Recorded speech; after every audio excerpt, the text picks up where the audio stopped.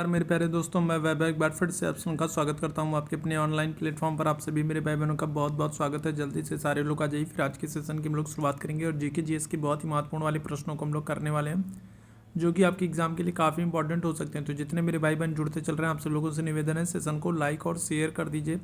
Channel पर पहली बार है तो सब्सक्राइब जरूर कर लिए, ताकि जब भी हम लोग लाइव आते हैं तो उसकी नोटिफिकेशन आपको मिलती रहे। तो चलिए शुरू करेंगे आज की क्लास को। और पहला प्रश्न आपके सामने है, सिंटेक्स एरर को द्वारा निश्चित किया जाता है तो किसके द्वारा? अगर हम लोग सिंटेक्स एरर की बात करेंगे तो इसको किसके द्वारा निश्चित किया जाता है? इंटरप्रेटर के द्वारा, एएलयू के द्वारा, लॉजिक यूनिट के द्वारा या फिर कंट्रोल यूनिट के द्वारा। चलिए पहले प्रश्न का आंसर करेंगे सभी मेरे भाई बहन। चलिए जल्दी से बताएंगे क्या हो जाएगा।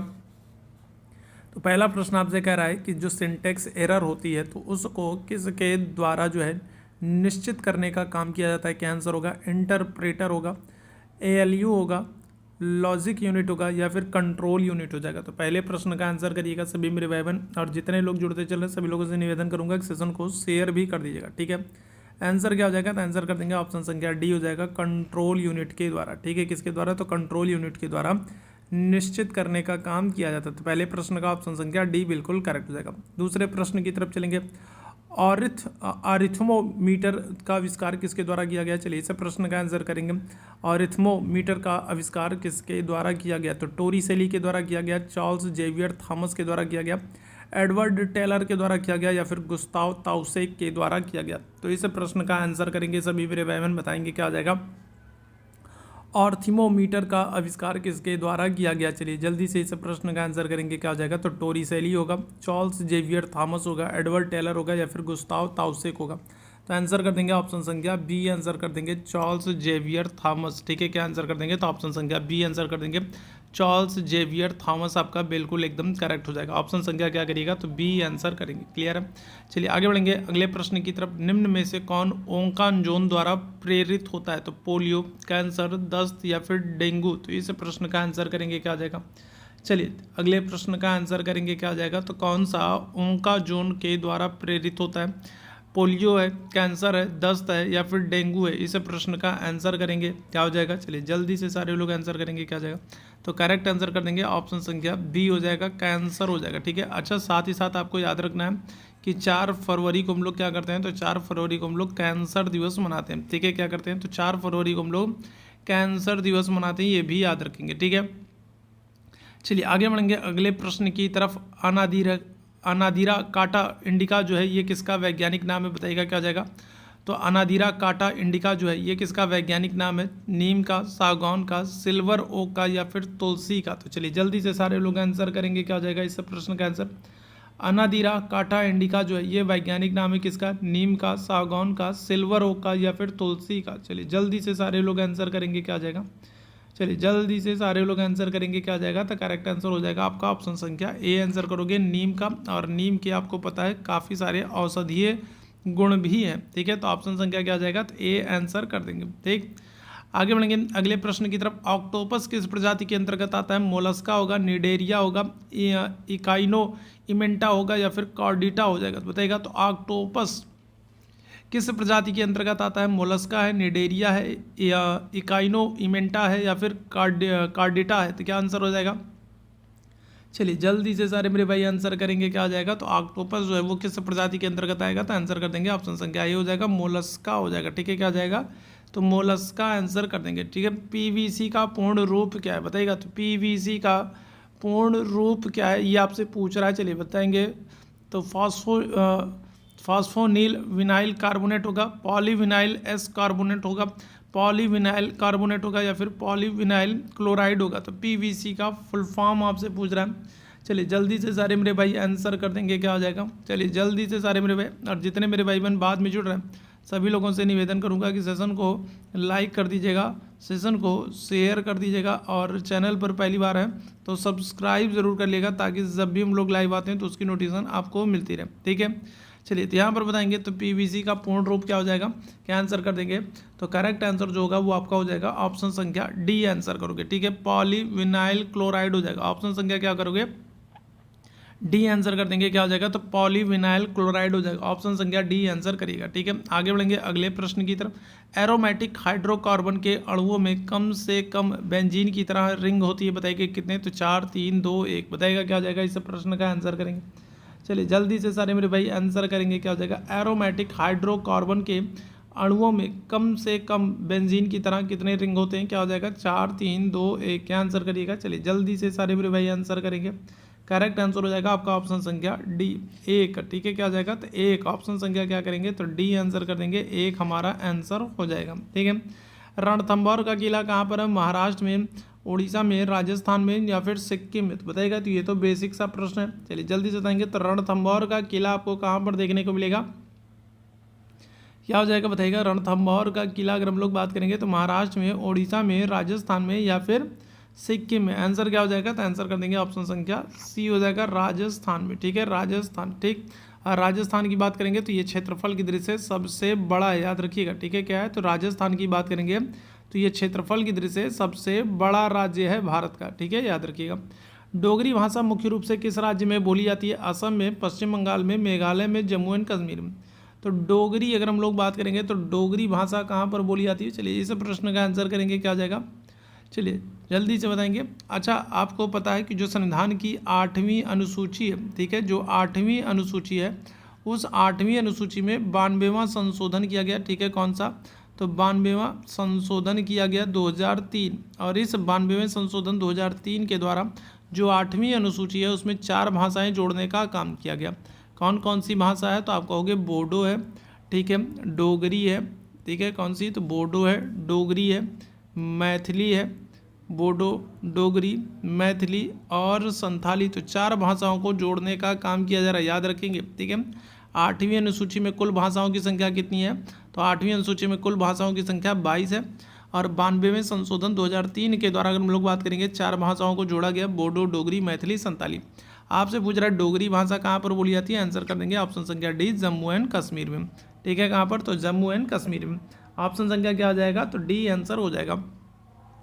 आगे बढ़ेंगे, सूमो कुश्ती अगर हम लोग बात करेंगे तो सूमो रेसलिंग प्रतिस्पर्धा की उत्पत्ति किस देश में हुई है, इंडोनेशिया, जापान, दक्षिण कोरिया, वियतनाम, बताएगा। तो सूमो रेसलिंग की अगर हम लोग बात करेंगे, तो सूमो कुश्ती की बात करेंगे तो इसकी उत्पत्ति किस देश में हुई है, चलिए जल्दी से इस प्रश्न का आंसर करेंगे सभी लोग, क्या आ जाएगा, चलिए जल्दी से सारे लोग इस प्रश्न का आंसर करेंगे, क्या आ जाएगा, करेक्ट आंसर हो जाएगा ऑप्शन संख्या बी आंसर कर दोगे, जापान हो जाएगा। ठीक है, क्या आ जाएगा, तो ऑप्शन संख्या बी आंसर कर देंगे, जापान हो जाएगा। जापान से लास्ट ईयर आपके एग्जाम में पूछा गया प्रश्न है कि जापान जो है इसको क्या करते हैं, इसको उगते हुए सूर्य का देश कहते हैं। ठीक है, क्या करते हैं, इसको उगते हुए सूर्य का देश कहते हैं, उगते हुए सूर्य का देश कहते हैं किसको, जापान को। जापान का जापानी भाषा में नाम क्या है, तो जापान का जापानी भाषा में नाम है निप्पन, और निप्पन का अर्थ होता है पूर्व का देश। ठीक है, क्या होता है, तो जापान का जापानी भाषा में नाम है निप्पन, और निप्पन का अर्थ होता है पूर्व का देश। ठीक है, जापान को भूकंपों का देश भी कहते हैं, भूकंप यहाँ पर बहुत आते हैं, तो जापान को भूकंपों का देश भी कहते हैं जापान को। ठीक है, ध्यान रखिएगा। उगते हुए सूर्य का देश भी कहते हैं, जापानी भाषा में इसका नाम क्या है, तो निप्पन है। और जापान की अगर हम लोग मुद्रा की अगर हम लोग बात करें, जापान की संसद का नाम क्या है, तो संसद का नाम आप कहोगे डाइट है। ठीक है, क्या है, तो जापान की संसद का नाम अगर हम लोग बात करेंगे तो संसद का नाम क्या हो जाएगा, तो डाइट है। और ठीक है, एक मिनट रुकिएगा, चलिए, तो जापान की अगर हम लोग बात करेंगे तो जापान की संसद का अगर हम लोग बात करेंगे तो जापान की संसद का नाम क्या है, तो यहाँ की संसद का नाम डाइट है। और यहाँ की अगर हम लोग मुद्रा की बात कर लेंगे तो यहाँ की मुद्रा क्या है, जापान की मुद्रा क्या है, तो जापान की मुद्रा येन है। ठीक है, क्या है, तो जापान की मुद्रा येन है। और जापान में आपको फ्यूजियामा ज्वालामुखी देखने को मिलेगा। ठीक है, कौन सा, तो जापान में आपको फ्यूजियामा ज्वालामुखी देखने को मिलेगा, तो ये याद रखिएगा। ठीक है, आगे बढ़ेंगे अगले प्रश्न की तरफ। मुद्रास्फीति, ठीक है, मुद्रास्फीति जनित मंदी को किस तरीके से परिभाषित किया जा सकता है, मुद्रास्फीति की अगर हम लोग बात करेंगे तो इसको किस तरीके से परिभाषित किया जा सकता है, क्या हो जाएगा, तो अगर हम लोग बात करेंगे जब उच्च महंगाई हो और कम वृद्धि हो और उच्च बेरोजगारी हो तो इसको क्या करेंगे, तो इसको इन्फ्लेशन कहेंगे, मुद्रास्फीति कहेंगे। ठीक है, ध्यान रखिएगा। ठीक है, क्या कहेंगे, तो इनको इन्फ्लेशन कहेंगे। मुद्रास्फीति जनित मंदी कब होगी, जब महंगाई अपने चरम पर हो, ठीक है, और बेरोजगारी अपने चरम पर हो और वृद्धि जो है वो क्या हो, वो कम हो। ठीक है, ध्यान रखिएगा। ऑप्शन संख्या क्या आ जाएगा, बी आंसर हो जाएगा। चलिए आगे बढ़ेंगे। जीवाणुओं के वातावरण के जीवित भाग को कहते हैं अजैविक कारक, आवास, जैविक कारक, अजैविक कारक। जीवाणुओं के वातावरण के जीवित भागों को क्या कहते हैं बताइएगा। चलिए बहुत ही अच्छा सा प्रश्न है, बताएंगे क्या आ जाएगा। तो अगर हम लोग बात करें इस प्रश्न का आंसर करिएगा, क्या आ जाएगा करेक्ट आंसर। तो जीवाणुओं के वातावरण के जीवित भाग, जीवित भाग मतलब जहाँ पर जीवन हो, और जहाँ पर जीवन होगा वो किस में आएगा, वो जैविक कारक में आएगा। ठीक है, ध्यान रखिएगा, कई बार आप लोगों को बता चुका हूँ। ऑप्शन संख्या क्या हो जाएगा, तो सी आंसर कर दोगे, जैविक कारक। ठीक है। क्रोमाइट एक अयस्क है, एक अयस्क है किसका, क्रोमाइट। अगर हम लोग बात करेंगे जिंक का, यूरेनियम का, क्रोमियम का या फिर टाइटेनियम का, इस प्रश्न का आंसर करेंगे तो आपसे क्या पूछ रहा है, क्रोमाइट पूछ रहा। तो क्रोमाइट किसका अयस्क बताइएगा, क्या आ जाएगा। क्रोमाइट जो है एक अयस्क खनिज है, जिंक का, यूरेनियम का, क्रोमियम का, टाइटेनियम का। क्या हो जाएगा इस प्रश्न का आंसर, आंसर कर देंगे ऑप्शन संख्या सी, क्रोमियम का। ठीक है, किसका, ऑप्शन संख्या सी आंसर कर देंगे, क्रोमियम का। ठीक है, क्रोमियम आंसर हो जाएगा हमारा। ठीक है, चलिए आगे बढ़ेंगे और अगले प्रश्न की बात करेंगे। 1982 की ऑस्कर जीतने वाली गांधी नामक फिल्म में गांधी की भूमिका किसने निभाई थी। ये तो बहुत ही जो है पुराना प्रश्न है, लेकिन चलिए महत्वपूर्ण है। 1982 1982 में अगर हम लोग बात करेंगे तो ऑस्कर जीतने वाली जो मूवी है गांधी नामक की एक मूवी है, और इसमें गांधी की भूमिका किसने निभाई। तो ये मूवी जो है इसने ऑस्कर जीता था, और इसमें गांधी की भूमिका किसने निभाई है, तो ये आपसे पूछा जा रहा है। चलिए इस प्रश्न का आंसर कर देंगे, क्या हो जाएगा, तो आंसर कर दोगे किसको, ऑप्शन संख्या ए हो जाएगा, वेन किंग्सले हो जाएंगे। ठीक है, कौन हो जाएंगे, तो वेन किंग्सले हो जाएंगे, याद रखिएगा। ठीक है। भारत की कितनी प्रतिशत आबादी जो है वो कृषि कार्यों में संलग्न है, तो बताइएगा क्या हो जाएगा। तो अगर हम लोग बात करेंगे तो भारत में लगभग कितनी प्रतिशत आबादी जो है वो कृषि कार्यों में संलग्न है, 85%, 70%, 55% या 40%। भारत की कितनी प्रतिशत आबादी कृषि में संलग्न है, क्या आंसर हो जाएगा, तो ऑप्शन संख्या बी आंसर कर देंगे, 70%। ठीक है, कितनी, तो ऑप्शन संख्या बी आंसर कर देंगे, 70% हो जाएगा। ठीक है, चलिए आगे बढ़ेंगे अगले प्रश्न की तरफ। अगले प्रश्न का आंसर करेंगे। हमारे सौर मंडल के सबसे निकटतम तारा कौन सा है बताएगा। तो सौर मंडल की अगर हम लोग बात करेंगे तो सबसे निकटतम तारा कौन सा है, अल्फा सेंचुरी है, बीटा सेंचुरी है, प्रॉक्सिमा सेंचुरी या फिर बर्नार्ड है। क्या हो जाएगा इस प्रश्न का आंसर करेंगे, बताइएगा क्या हो जाएगा। तो हमारे सौर मंडल के, देखो अगर पृथ्वी से पूछा जाता कि हमारे पृथ्वी के सबसे निकट का तारा कौन सा है, ठीक है, अगर आपसे पृथ्वी से पूछा जाता कि पृथ्वी के सबसे निकट का तारा कौन सा है, तब आप आंसर कहते हैं सूर्य को। ठीक है, किसको, तो पृथ्वी से सबसे निकट का तारा कौन है, तो सूर्य। ठीक है, आपसे पूछ रहा है हमारे सौर मंडल के सबसे निकट का तारा कौन हो जाएगा, क्या आंसर करेंगे, तो हमारे सौर मंडल के सबसे निकट का जो तारा है वो क्या हो जाएगा, तो आंसर कर दोगे प्रॉक्सिमा सेंचुरी। ठीक है, कौन सा है, तो आप आंसर क्या कर दोगे, तो आप आंसर कर दोगे प्रॉक्सिमा सेंचुरी है। ऑप्शन संख्या क्या हो जाएगा, तो सी आंसर कर दिएगा। ईस्ट इंडिया कंपनी की स्थापना किस वर्ष हुई है, चलिए इस प्रश्न का आंसर करेंगे। ईस्ट इंडिया कंपनी की स्थापना किस वर्ष हुई है। देखो ईस्ट इंडिया कंपनी की स्थापना जब हुई है ना, तो आपसे एक और प्रश्न आपसे पूछ लेता है कि उस समय मुगल बादशाह कौन थे। ठीक है, एक प्रश्न और आपसे पूछ लेता है कि जब ईस्ट इंडिया कंपनी की स्थापना कब हुई, जब हुई है तो उस समय मुगल बादशाह भारत में कौन थे, तो याद रखेंगे कौन थे, तो उस समय भारत में मुगल बादशाह थे अकबर। ठीक है, कौन थे, तो जब भारत में ईस्ट इंडिया कंपनी की स्थापना हो रही है तब उस समय भारत में मुगल बादशाह है, कौन है, अकबर है। ठीक है, अब आपसे पूछ रहा है ईस्ट इंडिया कंपनी की स्थापना कब हुई है, क्या आंसर करिएगा, तो आंसर कर देंगे ऑप्शन संख्या सी हो जाएगा 1600 में। ठीक है, कब, तो 1600 में अगर हम लोग बात करेंगे ईस्ट इंडिया कंपनी की स्थापना हुई है, और उस समय भारत में मुगल बादशाह कौन है, अकबर। पांडवों के बीच सबसे बड़ा भाई कौन था, युधिष्ठिर थे, भीम थे, सहदेव थे, नकुल थे। बताइएगा क्या हो जाएगा, तो पांडवों की अगर हम लोग बात करेंगे तो पांडवों में जो सबसे बड़े भाई थे वो कौन हो जाएंगे, तो क्या आंसर कर दोगे, तो आपका हो जाएगा ऑप्शन संख्या ए हो जाएगा। ठीक है, ध्यान रखिएगा युधिष्ठिर हो जाएगा। ठीक है, क्या हो जाएगा, युधिष्ठिर हो जाएगा। ठीक है, चलिए आगे बढ़ेंगे अगले प्रश्न की तरफ। मानव दृश्य प्रणाली के द्वारा अनुभव किए जाने वाले प्रकाश को मापने के लिए विज्ञान प्रकाश मिति फोटोमेट्री का मूल एसआई मात्रक क्या है, चलिए इस प्रश्न का आंसर करेंगे। मानव दृश्य प्रणाली के द्वारा अनुभव किए जाने वाले प्रकाश को मापने के लिए विज्ञान प्रकाश मिति फोटोमेट्री का मूल एसआई मात्रक क्या है, मोल है, एम्पियर है, केल्विन है, कैंडेला। इस प्रश्न का आंसर करेंगे, क्या आ जाएगा भाई, तो मानव दृश्य प्रणाली के द्वारा अनुभव किए जाने वाले प्रकाश को मापने के लिए विज्ञान प्रकाश मिति फोटोमेट्री का मूल एसआई मात्रक क्या है, क्या आंसर कर देंगे, ऑप्शन संख्या आ जाएगा डी, कैंडेला है। ठीक है, क्या आ जाएगा, तो ऑप्शन संख्या क्या कर दोगे, तो डी आंसर कर दोगे, कैंडेला हो जाएगा। ठीक है, आगे बढ़ेंगे। यदि कोई वस्तु जो है वो ऊपर की तरफ फेंकी जाए, ठीक है, कोई वस्तु ऊपर की तरफ फेंकी जाए और अधिकतम ऊंचाई पर पहुंचने पर उसका वेग क्या होगा, बताइएगा क्या हो जाएगा। तो जैसे मान लो हम यहाँ पर खड़े हैं और यहाँ से कोई चीज़ को फेंकते हैं, तो यहाँ से जैसे जैसे ये ऊपर जा रही है तो ये क्या होगा, इसका वेग इस तरीके से जा रहा है। लेकिन जब ये अपनी मैक्सिमम हाइट पर पहुँच जाएगी, मान लो ये एकदम मैक्सिमम हाइट पर पहुँच गई, ठीक है, अब यहाँ पर इसका वेग क्या हो जाएगा, तो बताइएगा क्या हो जाएगा। तो यहाँ पर हम लोग बात करेंगे तो अपनी मैक्सिमम हाइट पर पहुँचने के बाद उसका वेग कितना हो जाएगा, क्या आंसर करिएगा, चलिए जल्दी से बताएंगे क्या हो जाएगा।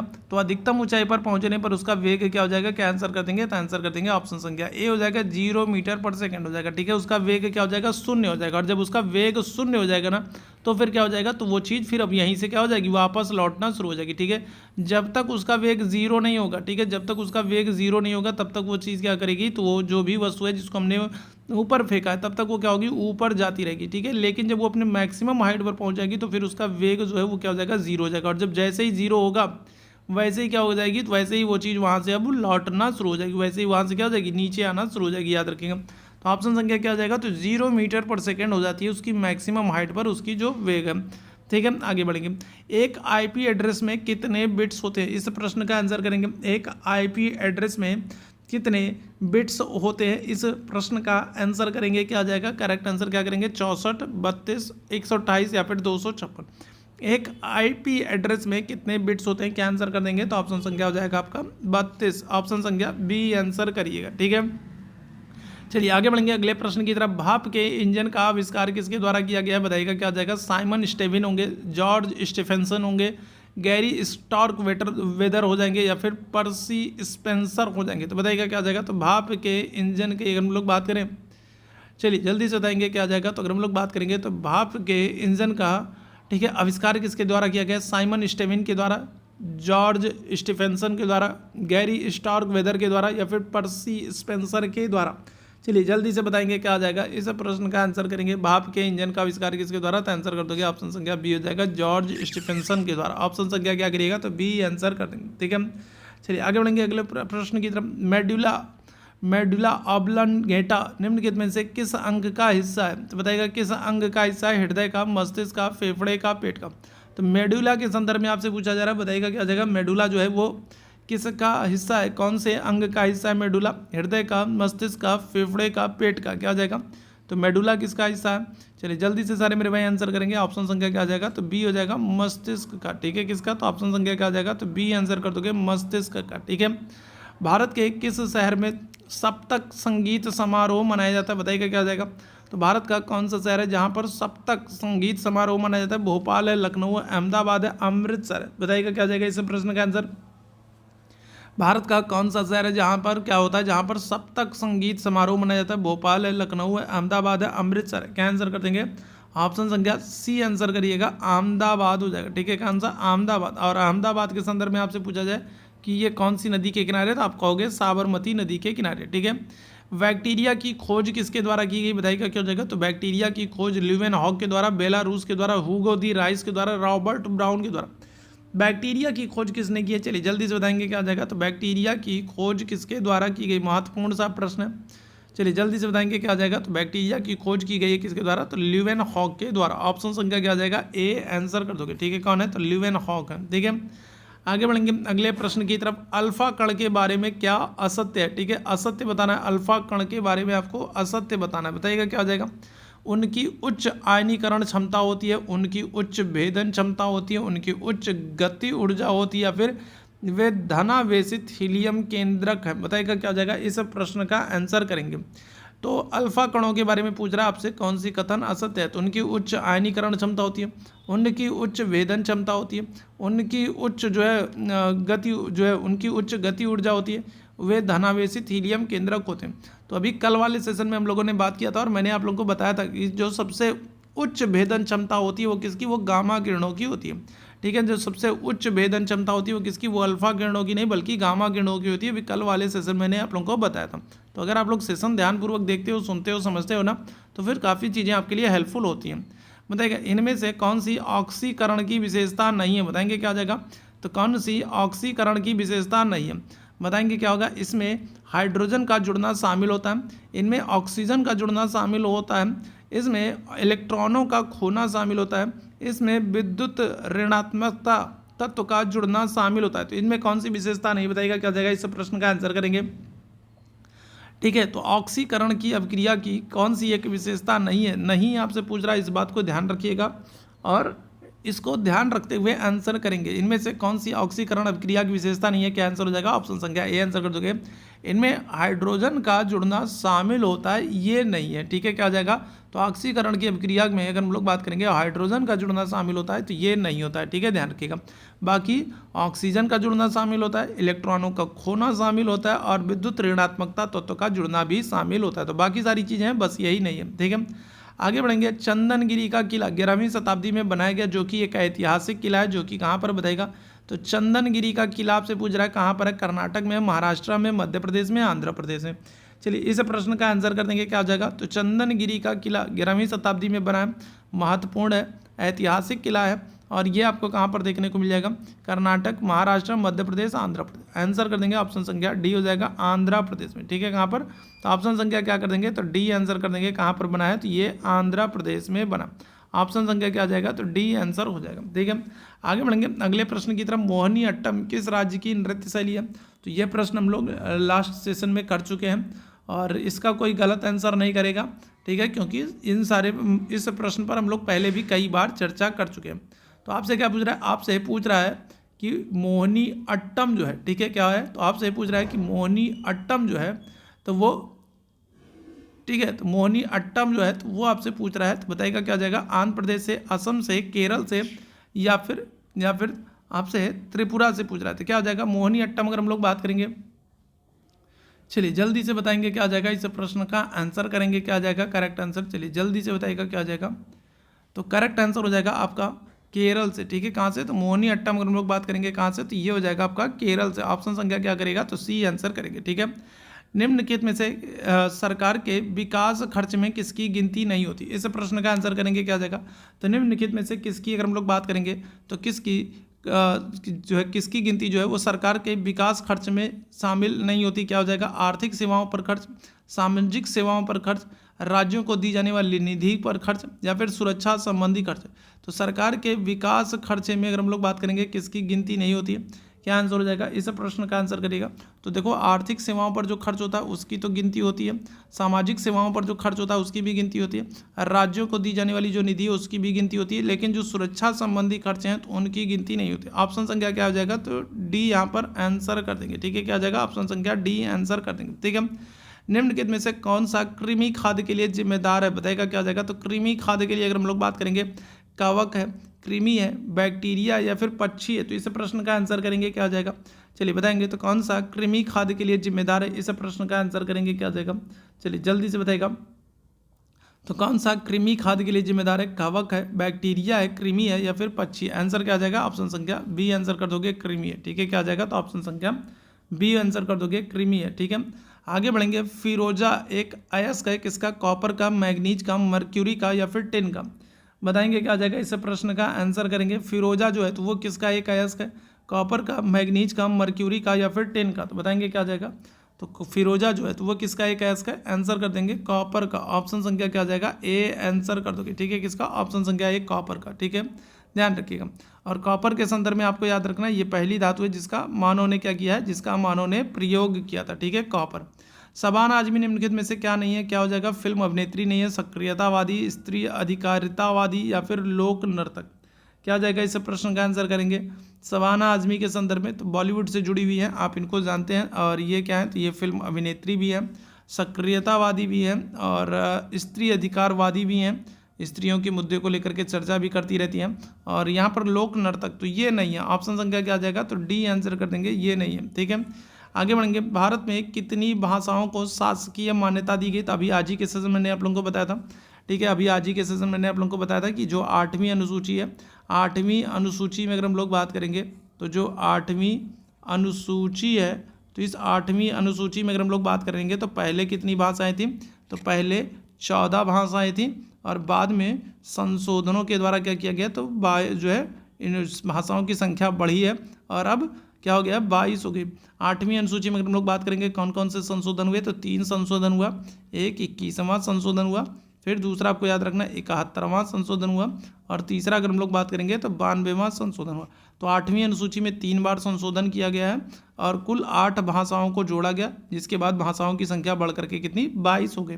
ऑप्शन संख्या क्या आ जाएगा, तो सी आंसर कर देंगे 22 हो गई। ठीक है, कौन सा ग्रह है जिसको लाल ग्रह के नाम से जानते हैं? बुध है, प्लेटो है, मंगल है, शुक्र है। बताएंगे क्या आ जाएगा। इस प्रश्न का आंसर करेंगे तो कौन सा ग्रह है जिसको लाल ग्रह के नाम से जानते हैं? ठीक है, लाल ग्रह के नाम से कौन से ग्रह को जानते हैं? क्या आंसर हो जाएगा? ऑप्शन संख्या सी हो जाएगा, मंगल को। ठीक है, किसको? तो मंगल को।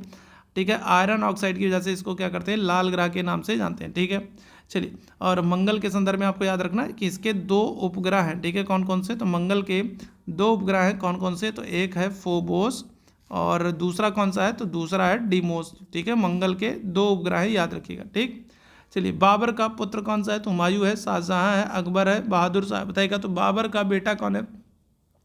चलिए, इस प्रश्न का आंसर कर देंगे। बताइएगा क्या आ जाएगा। इस प्रश्न का आंसर करेंगे तो बाबर का बेटा कौन है? चलिए जल्दी से बताएंगे क्या आ जाएगा।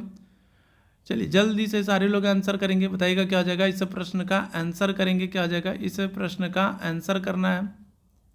चलिए जल्दी से सारे मेरे भाई आंसर करेंगे, क्या आ जाएगा। इस प्रश्न का आंसर करेंगे तो बाबर का बेटा कौन हो जाएगा? तो आंसर कर देंगे हुमायूं हो जाएगा। ठीक है, कौन हो जाएगा? हुमायूं हो जाएगा। हुमायूं का बेटा कौन है? तो अकबर हो जाएगा। ठीक है, कौन है? तो हुमायूं का बेटा कौन हो जाएगा? अकबर हो जाएगा। ठीक है, अकबर का बेटा जहांगीर, जहांगीर का बेटा शाहजहां।